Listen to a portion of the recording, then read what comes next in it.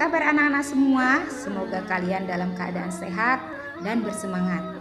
Begitu juga dengan Bapak Ibu di rumah yang mendampingi putra-putrinya belajar juga senantiasa diberikan kesehatan dan keberkahan dari Allah Subhanahu wa Ta'ala. Marilah sama-sama sebelum kita mulai belajar membaca lafaz basmalah terlebih dahulu. Bismillahirrahmanirrahim.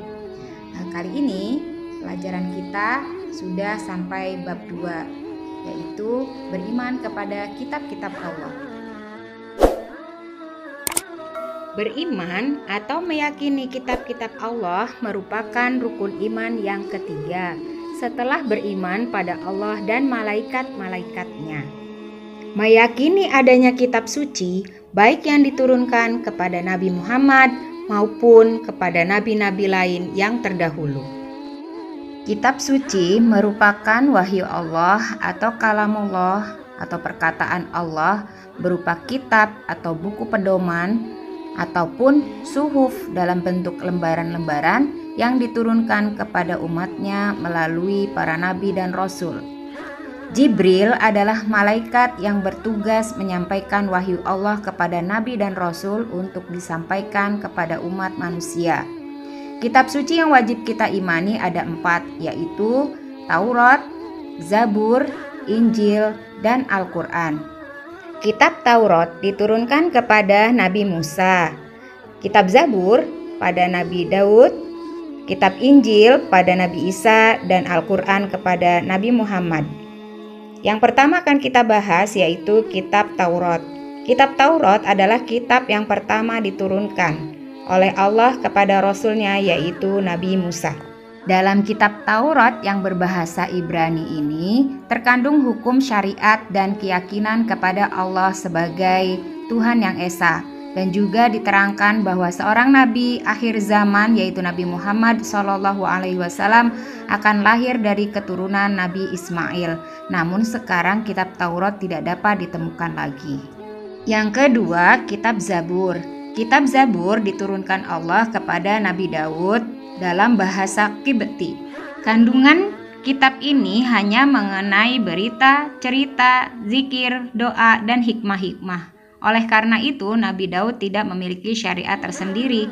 Dia dan umatnya hanya mengikuti syariat yang dibawa Nabi Musa alaihi salam. Ketiga, kitab Injil. Kitab Injil diturunkan kepada Nabi Isa dalam bahasa Suryani atau Yunani. Injil mengajak umat manusia agar mengesahkan Allah Subhanahu wa Ta'ala. Kitab Injil juga memberitahukan akan kelahiran nabi dan rasul di akhir zaman, yaitu Muhammad. Namun orang Yahudi mengingkari akan kebesaran Allah. Mereka mengubah isi kitab ini dan menghimpun dengan nama Bible. Bible terbagi menjadi 2. Bagian pertama Taurat atau Toret Perjanjian Lama, dan kedua Injil atau Perjanjian Baru. Yang keempat, kitab Al-Quran.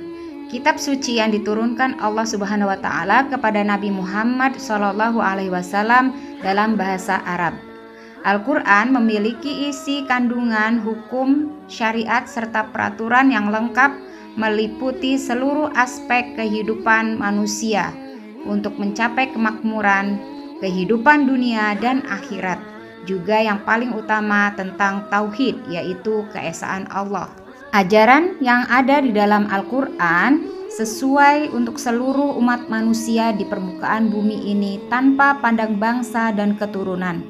Ajaran yang termuat dalam Al-Quran lengkap dan sempurna dan kekal sepanjang masa serta akan selalu terpelihara di dalam Al-Quran, baik hurufnya, suratnya, ayatnya, semua terjaga. Al-Quran merupakan mukjizat terbesar Nabi Muhammad SAW dan kekal abadi sampai dengan hari ini hingga hari kiamat kelak. Diturunkan di kota Mekah pada tanggal 17 Ramadan pada malam hari. Malam diturunkannya Al-Quran diperingati sebagai Nuzulul Quran atau diturunkannya Al-Quran. Malaikat Jibril bertugas menyampaikan wahyu kepada Nabi Muhammad yang pada saat itu dalam keadaan menggigil dan ketakutan. Di Gua Hiro, pada saat Nabi Muhammad berkhalwat atau bertahanus menyendiri untuk mencari kebenaran ilahi. Pada saat Nabi Muhammad menerima wahyu berusia 40 tahun. Disinilah di Gua Hiro ini Nabi Muhammad menerima wahyu yang pertama, yaitu surah Al-Alaq 1-5. Sebelum kita membaca dan menghafal surat Al-Alaq ayat 1-5, kita pelajari dahulu pengertian dari Al-Quran. Seperti di awal tadi sudah Bu Atun jelaskan. Jadi kesimpulannya adalah Al-Quran merupakan kalam Allah yang diwahyukan kepada Muhammad SAW, mengandung kemukjizatan sampai kepada kita dengan cara mutawatir dan membacanya adalah ibadah. Oleh karena itu, ada beberapa hal yang wajib kita imani tentang Al-Quran, yaitu yang pertama, kalamullah, perkataan Allah, bukan perkataan jin, manusia, atau malaikat. Nabi Muhammad menerima Al-Quran dalam bentuk wahyu, jadi bukan ucapan Nabi sendiri, apalagi mengikuti hawa nafsunya. Kemudian yang kedua, Al-Quran sebagai mukjizat. Mukjizat artinya perkara yang luar biasa yang diberikan Allah kepada para nabinya sebagai bukti kebenaran pengakuannya sebagai nabi dan bahwa ajaran yang dibawanya berasal dari Allah Subhanahu wa taala. Al-Quran merupakan mukjizat terbesar, ya, seperti yang tadi Bu Atun jelaskan di awal, diberikan kepada Nabi Muhammad SAW. Disampaikan secara mutawatir. Apa arti dari mutawatir? Ada yang tahu mutawatir artinya apa? Mutawatir adalah diriwayatkan oleh jumlah orang yang sangat banyak hingga mustahil mereka sepakat untuk berbohong, sehingga berita yang disampaikannya terjaga keaslian dan kebenarannya. Seperti juga tadi di awal sudah dijelaskan, ya. Jadi terjaga, tidak ada pengurangan, penambahan ataupun pemalsuan dalam ayat-ayat Al-Quran. Seluruhnya benar, tidak mengalami perubahan, penambahan, atau pengurangan sedikit pun. Kemudian membaca Al-Quran juga merupakan ibadah. Membaca Al-Quran, amal ibadah yang mendekatkan diri kita kepada Allah. Setiap huruf yang dibaca dari ayat-ayat Al-Quran akan mendatangkan pahala yang berlipat-lipat. Di dalam sebuah hadis Rasulullah SAW bersabda, orang yang membaca satu huruf dari kitab Allah akan mendapatkan satu kebaikan. Kebaikan itu akan dilipat gandakan menjadi 10 kebaikan.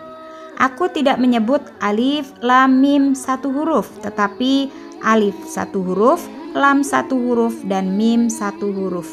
Nah, kemudian apalagi yang harus kita lebih tahu lagi dari Al-Quran? Al-Quran merupakan kitab suci yang terdiri dari 30 juz. Jumlah suratnya 114, terdiri dari 6.326 ayat dan diturunkan selama 23 tahun atau lebih rincinya 22 tahun, 2 bulan, 22 hari. Surat terpanjangnya adalah surat Al-Baqarah. Surat terpendeknya surat Al-Kautsar, dan surat yang paling istimewa adalah surat Al-Fatihah yang disebut juga Ummul Kitab atau induk ibunya Al-Quran. Ayat yang paling istimewa di dalam Al-Quran adalah ayat kursi. Awal suratnya Al-Fatihah dan akhir suratnya adalah An-Nas. Ayat terakhir yang diturunkan adalah ayat 3 surat Al-Maidah. Mari kita sama-sama membaca surah Al-Alaq ayat 1 sampai dengan ayat 5. Surat Al-Alaq termasuk urutan surat ke-96, terdapat di juz 30, tergolong surat Makkiyah dan seluruh suratnya terdiri dari 19 ayat. Namun pada kali ini kita akan belajar membaca dan nanti kalian hafalkan juga ayat 1 sampai dengan 5 beserta artinya. Kita mulai ta'awud. A'udzu billahi minasyaitonir rajim. Bismillahirrahmanirrahim. Iqra bismi rabbikal ladzi khalaq. Khalaqal insana min 'alaq. Iqra wa rabbukal akram. Alladzi 'allama bil qalam. 'Allamal insana ma lam ya'lam. Yang artinya, dengan menyebut nama Allah yang Maha Pengasih lagi Maha Penyayang. Bacalah dengan menyebut nama Tuhanmu yang menciptakan. Dia telah menciptakan manusia dari segumpal darah. Bacalah, dan Tuhanmulah yang Maha Mulia, yang mengajar manusia dengan pena. Dia mengajar manusia apa yang tidak diketahuinya. Shadaqallahul azim. Maha benar Allah dengan segala firman-Nya. Kalian baca, hafalkan dengan artinya, ya. Semoga kita semua diberi kemudahan dalam mempelajari Al-Quran, karena Rasulullah pernah bersabda, khairukum man ta'allamal Quran wa 'allamahu. Sesungguhnya sebaik-baik kalian adalah yang mempelajari Al-Quran dan mengajarkannya. Baiklah, setelah kalian mengetahui tentang segala hal tentang Al-Quran, maka hendaknya rasa percaya diri sebagai seorang muslim akan timbul. Seseorang yang beriman pada Al-Quran sebagai wahyu Allah akan memiliki rasa percaya diri. Yang pertama, dia yakin tidak akan tersesat. Orang yang menjadikan Al-Quran menjadi pedoman hidup, maka hidupnya akan menjadi lurus, tidak tersesat, serta mendapatkan kebahagiaan dan keselamatan di dunia dan di akhirat. Sebagaimana Rasulullah SAW bersabda, taraktu fikum amrayni lan tadillu ma tamassaktum bihima kitaballah wa sunnata nabiyih. Yang artinya, aku telah meninggalkan untukmu dua perkara. Kamu tidak akan tersesat selama berpegang teguh kepada kedua perkara itu, yaitu kitab Allah dan sunnah nabinya. Kemudian yang kedua, seseorang yang telah beriman kepada Al-Quran, jalan hidupnya terang benderang. Jika orang yang sudah beriman pada Al-Quran, Al-Quran akan dijadikan petunjuk jalan serta cahaya yang terang. Al-Quran sebagai petunjuk jalan sehingga orang muslim tahu kemana arah yang dituju, dan suasananya terang sehingga langkah demi langkah perjalanan hidupnya dilakukan dengan penuh kepastian. Allah berfirman dalam surat Ibrahim, surat ke-14 ayat pertama. Bismillahirrahmanirrahim. Alif lam ra.